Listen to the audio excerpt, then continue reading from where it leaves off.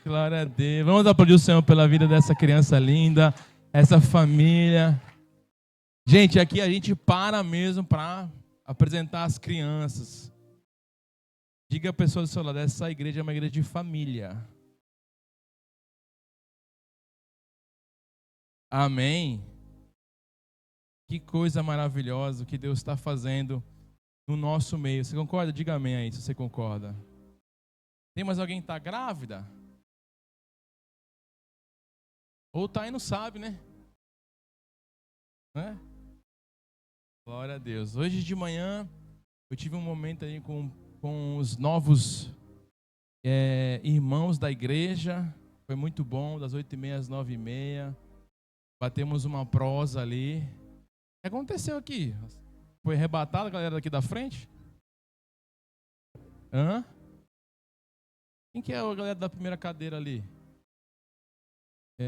Vocês mudaram de lugar, né? Gente, passa as cadeiras da frente aí, por favor. Fica mais pertinho aí, Adriana. Agora o seu lugar é na frente, Adriana. Você aí, viu? Tá bom? Vai passando, gente, não tem problema. As cadeiras da frente não morde, não abre o chão, entendeu?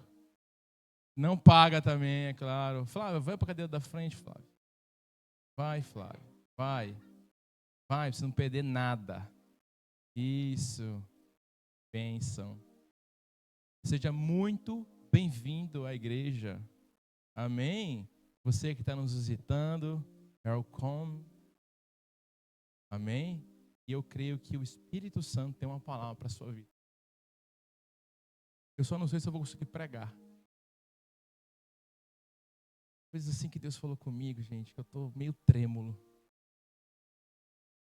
Ainda, eu não sei se foi o café da manhã que eu estou meio assim, né?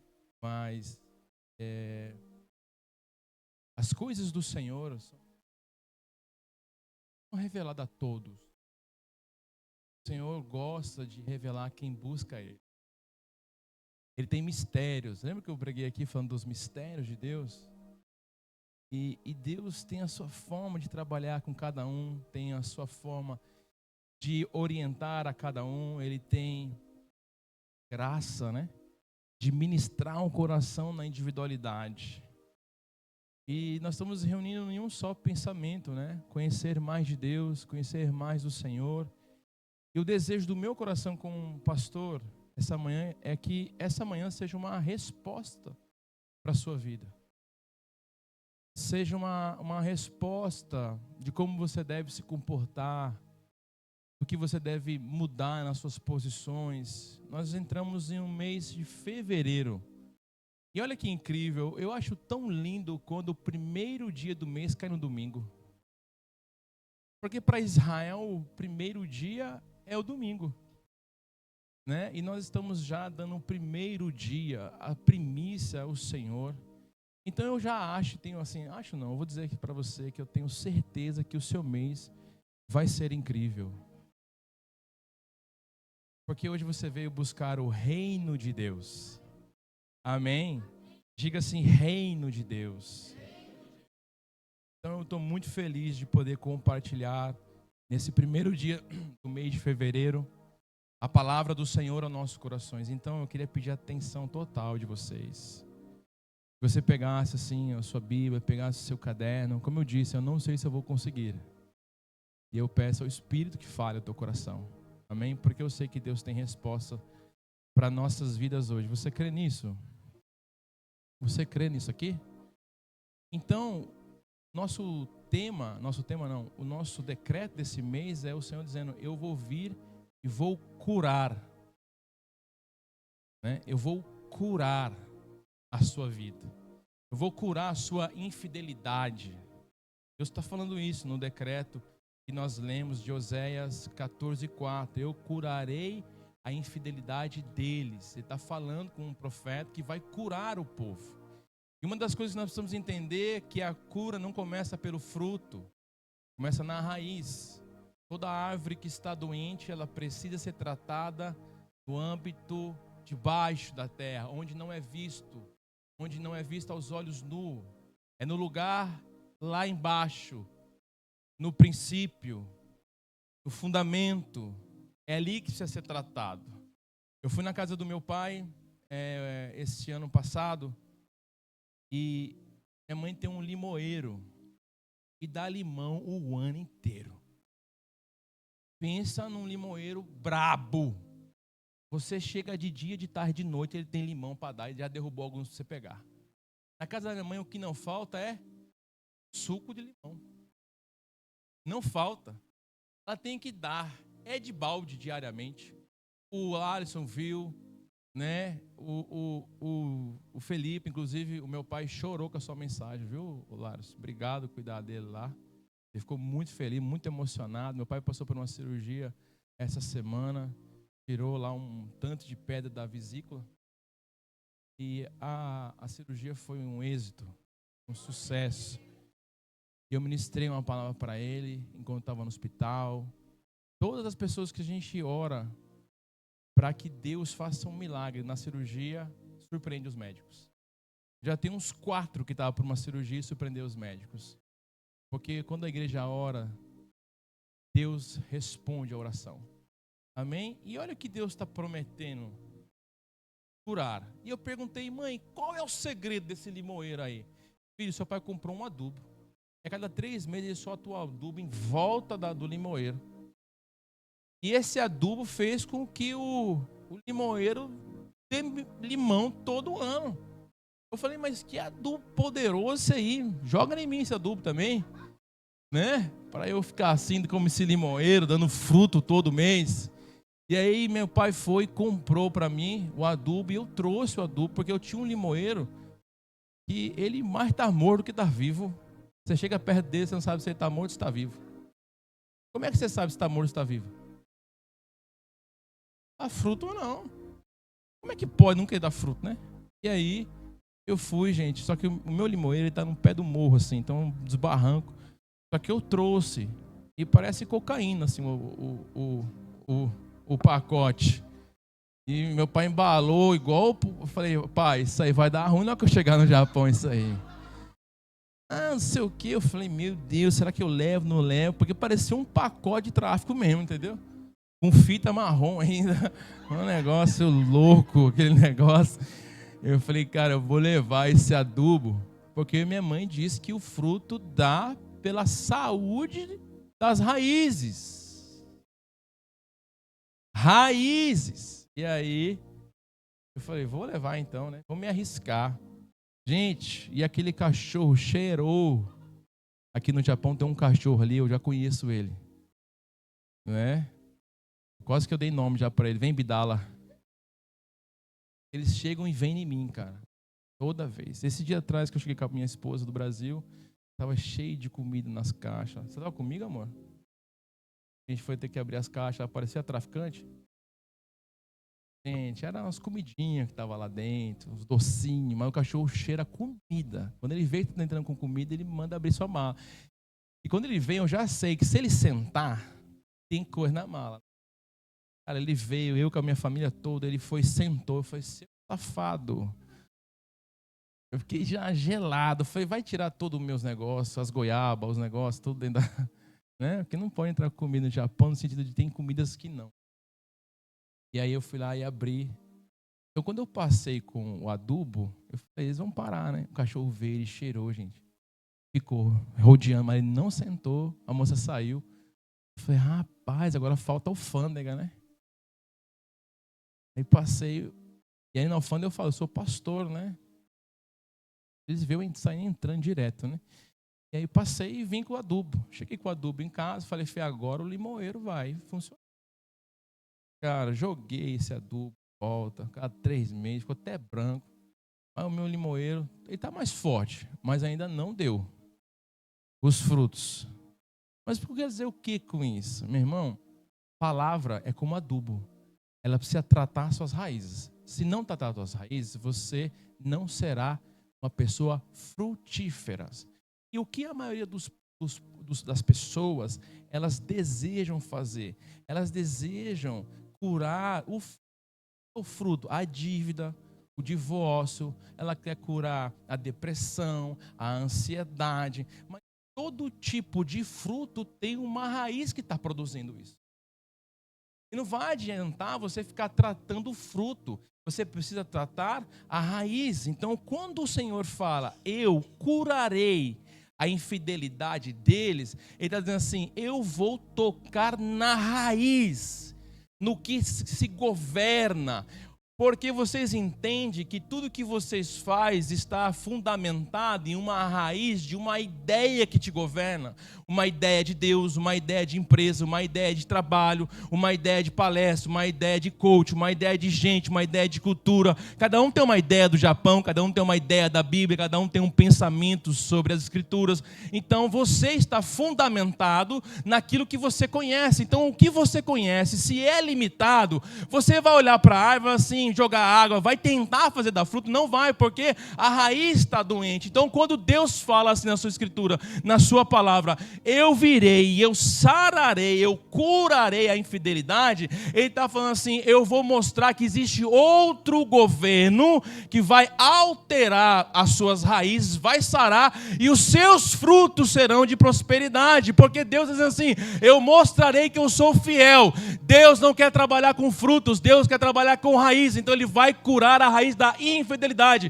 Pastor, o que é isso? É preciso mudar o que te governa, o que governa as suas ideias, o que governa os seus pensamentos, é a sua crença que precisa ser alterada para que você tenha vida e vida em abundância, porque Deus que nós servimos, Ele é um Deus de abundância. Não importa a circunstância que você enfrenta, que você passa, Deus é um Deus que sara as raízes e Ele traz prosperidade para os frutos. E eu quero declarar na sua vida, está entrando um tempo de fevereiro que vai haver cura nas suas raízes, e só quem crê recebe, vai dizer amém, vai dar glória a Deus, vai dizer, está falando de mim, é comigo, diga aleluia. Quem está comigo, diga amém.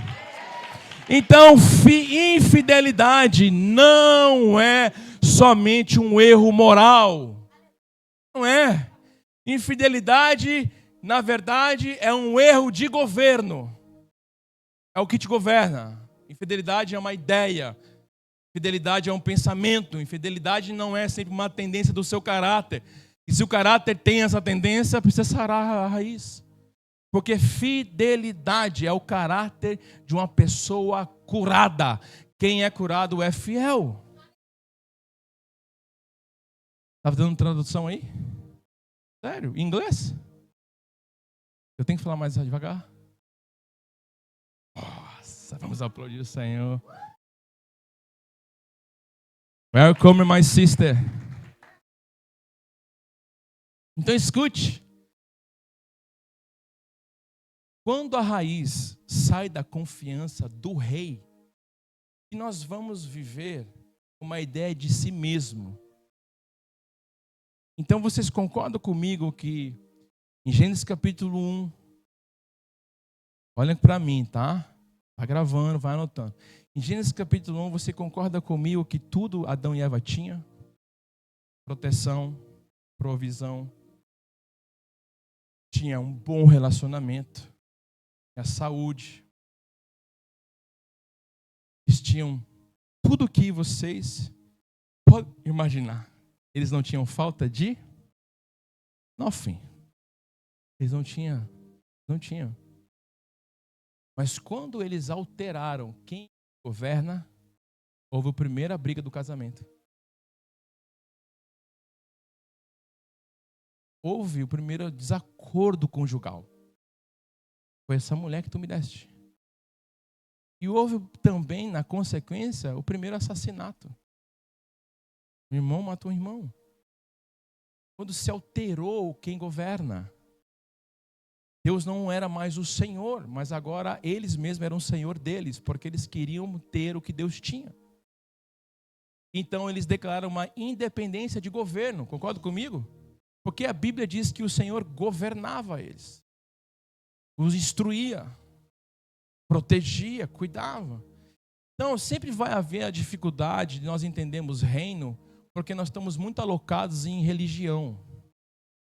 Nós somos constituídos, no Brasil e em várias nações, debaixo de uma religião, talvez uma influência cristã, como também em países da Europa, às vezes o catolicismo. Então, fundamentado não no reino, mas fundamentado em Roma, fundamentado em ideias religiosas. Tanto é, nós sabemos que a Igreja Católica vendeu terras celestiais. Até hoje nunca houve escritura dessas terras. Então, a religião tomou conta das colonizações, das descobertas de países, somente a Europa. Chegou no Brasil, então nós somos constituídos debaixo de religião, não debaixo de reino. Por isso que os países que não vivem debaixo de um rei não entendem o que é ter um rei. Mas em todo tempo você vai ver a Escritura se revelando que Jesus, ele é o rei. Ele não é o presidente, ele é o rei. Ele é o rei da eternidade. Ele é o príncipe da paz. Então Jesus não é um profeta, como as religiões dizem que ele é, como querem intitular ele. Ele é rei. Ele não é elegido pelo povo, ele é escolhido pelo Pai. Então ele governa sobre toda a terra. E a Bíblia diz em Mateus capítulo 28 que toda autoridade foi dada a ele.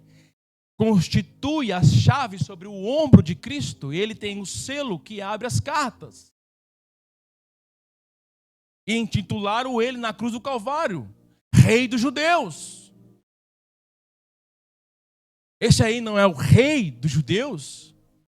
E ele é um rei. Então nós temos, por sermos ocidentais, nós somos de um país colonizado e descoberto por religiões e países que não tinham império de reino, entender quem é o Jesus para nós. Então nós estamos debaixo de um governo corrompido. Porque aceitamos o governo da democracia, mas não entendemos o governo do reino dos céus. Então, para vocês entenderem um pouco mais, passa aqui o slide, vou mostrar para vocês um palácio. Esse Palácio Real de Madrid, na Espanha. Palácio não é monumento de beleza. Palácio é o nome que se dá à casa do rei. Esse aqui, na Espanha, passa para o próximo. Eu só tenho vontade de ir em Londres para conhecer esse palácio. Isso é uma casa. Isso não é um monumento para se visitar. Quando construído para ser a casa do rei. Eu preciso entrar na casa para saber o poder desse rei? Eu preciso saber quem é o rei? Vamos pensar o seguinte. O rei que construiu, dá alguns títulos para esse rei agora. Porque você está vendo a casa do rei. Dá um título aí, fala algo do rei.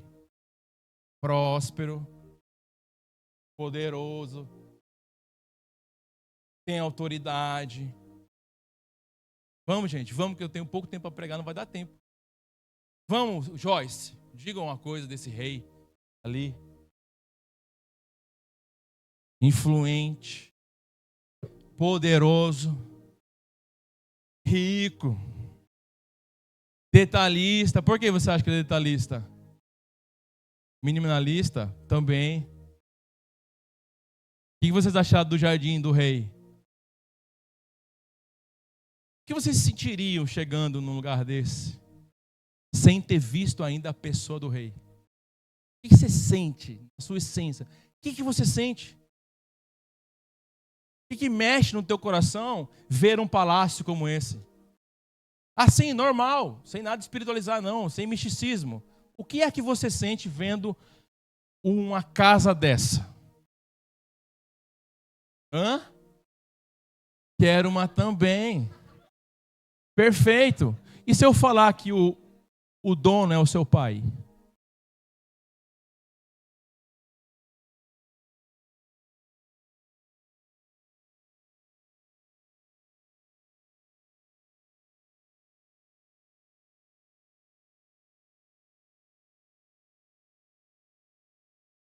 Quando você olha para o palácio, você passa já a conhecê-lo sem estar na presença dele. Sim ou não? Não dá um... Caramba. Dá ou não dá? Esse da Inglaterra é um palácio muito bonito. Então, palácio ou castelo é o nome dado à casa do rei. Então, qual é a diferença da sua? A sua chama casa, a dele chama palácio. Qual que é a diferença da minha para a dele? A dele chama castelo, a sua chama casa.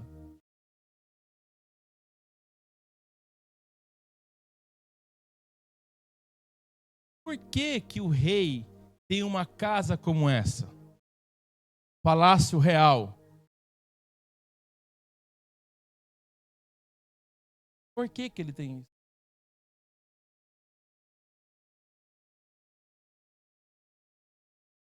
Ele quer mostrar o quê?